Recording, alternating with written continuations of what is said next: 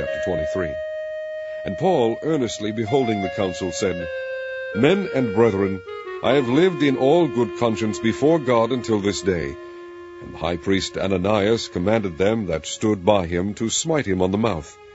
Then said Paul unto him, God shall smite thee, thou whited wall, for sittest thou to judge me after the law, and commandest me to be smitten contrary to the law?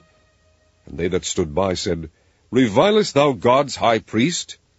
Then said Paul, I wist not, brethren, that he was the high priest, for it is written, Thou shalt not speak evil of the ruler of thy people. But when Paul perceived that the one part was Sadducees and the other Pharisees, he cried out in the council, Men and brethren, I am a Pharisee, the son of a Pharisee. Of the hope and resurrection of the dead I am called in question. And when he had so said, there arose a dissension between the Pharisees and the Sadducees, and the multitude was divided. For the Sadducees say that there is no resurrection, neither angel nor spirit, but the Pharisees confess both. And there arose a great cry, and the scribes that were of the Pharisees part arose, and strove, saying, We find no evil in this man, but if a spirit or an angel hath spoken to him, let us not fight against God. And when there arose a great dissension, the chief captain, fearing lest Paul should have been pulled in pieces of them, commanded the soldiers to go down, and to take him by force from among them, and to bring him into the castle. And the night following the Lord stood by him, and said, Be of good cheer, Paul, for as thou hast testified of me in Jerusalem, so must thou bear witness also at Rome. And when it was day, certain of the Jews banded together, and bound themselves under a curse, saying that they would neither eat nor drink till they had killed Paul. And they were more than 40 which had made this conspiracy. And they came to the chief priests and elders, and said, We have bound ourselves under a great curse, that we will eat nothing until we have slain Paul.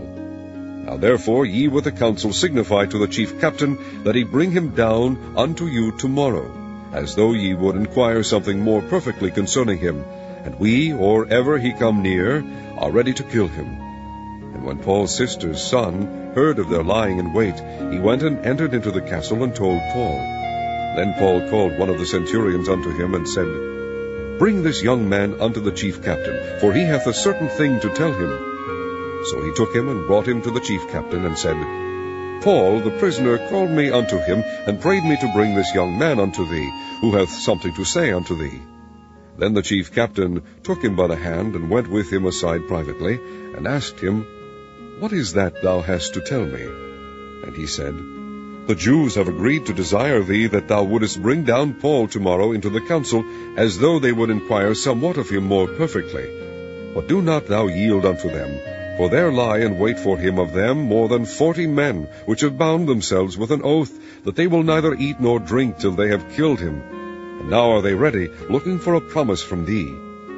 So the chief captain then let the young man depart, and charged him, See thou tell no man that thou hast shewed these things to me. And he called unto him 2 centurions, saying, Make ready 200 soldiers to go to Caesarea, and horsemen 70, and spearmen 200 at the 3rd hour of the night, and provide them beasts, that they may set Paul on, and bring him safe unto Felix the governor. And he wrote a letter after this manner. Claudius Lysias, unto the most excellent governor Felix, sendeth greeting. This man was taken of the Jews, and should have been killed of them. Then came I with an army, and rescued him, having understood that he was a Roman. And when I would have known the cause wherefore they accused him, I brought him forth into their council, whom I perceived to be accused of questions of their law, but to have nothing laid to his charge worthy of death or of bonds. And when it was told me how that the Jews laid wait for the man, I sent straightway to thee, and gave commandment to his accusers also to say before thee what they had against him. Farewell. Then the soldiers, as it was commanded them, took Paul, and brought him by night to Antipatris. On the morrow they left the horsemen to go with him, and returned to the castle, who, when they came to Caesarea, and delivered the epistle to the governor, presented Paul also before him. And when the governor had read the letter, he asked of what province he was. And when he understood that he was of Cilicia, I will hear thee, said he, when thine accusers are also come. And he commanded him to be kept at Herod's judgment hall.